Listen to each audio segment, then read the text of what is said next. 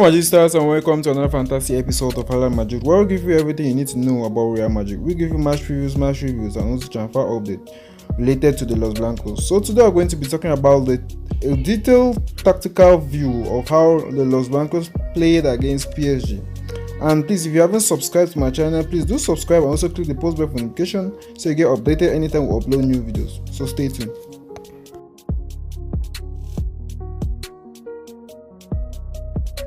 Welcome back, Magisters. So, talking about the tactical view, we noticed Benzema and Asensio press the centre back for PSG. Vinicius stay wide to cover the right backs, and Carvajal pushes up onto Mendes. So during open play, Paredes and Verratti drop into the back three to be the spare man because the Los Blancos actually press very high. So at the midfield, the midfield was usually man to man, and the Los Blancos were trailing into the game, so they needed to press high up the pitch. PSG usually dropped to the midfield, so to add to the numerical advantage, to also receive the ball, then turn, thereby breaking into a counter. Hakimi usually switch wings with Danilo because Messi usually drift deep, having the left wing all to himself. Mbappe was always a massive threat to the Los Blancos. If you notice, even though Hakimi's left wing was quite empty, PSG main aim was to use the right wing because of the presence of Mbappe and his pace.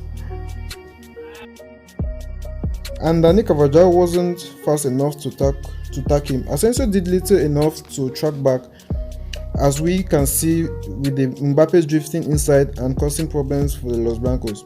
When Mbappe drift inside, with Asensio reluctant to track back, Mendes could drift onto the right flank, and himself and Mbappe could combine and cause more problems for the Los Blancos.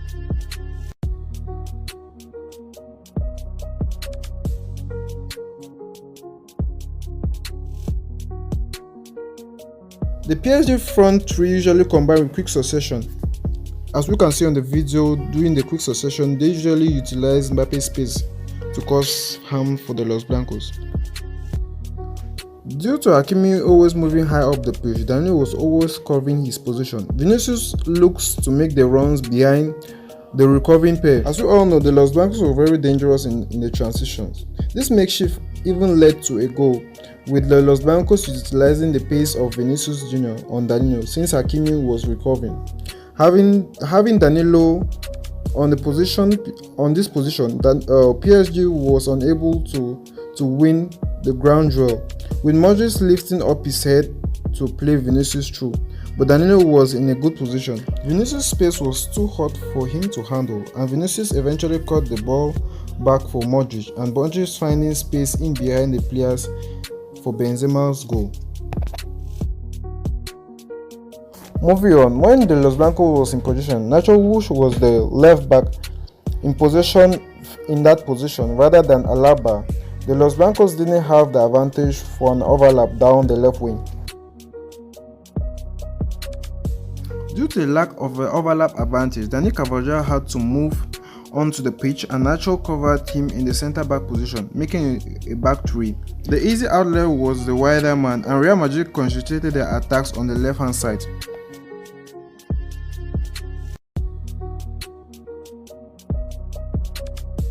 With the Los Blancos in possession, Asensio took the centre-forward position to free Carvajal even more. That means Carvajal can receive the switch as he is providing the width, where we notice that Asensio will be occupying Mendes. At times, Valverde will be on the overlap where Carvajal will occupy Mendes and providing the pass to Valverde to get the ball in. Militao was always second favorite with the long ball since Mbappe had more pace than him.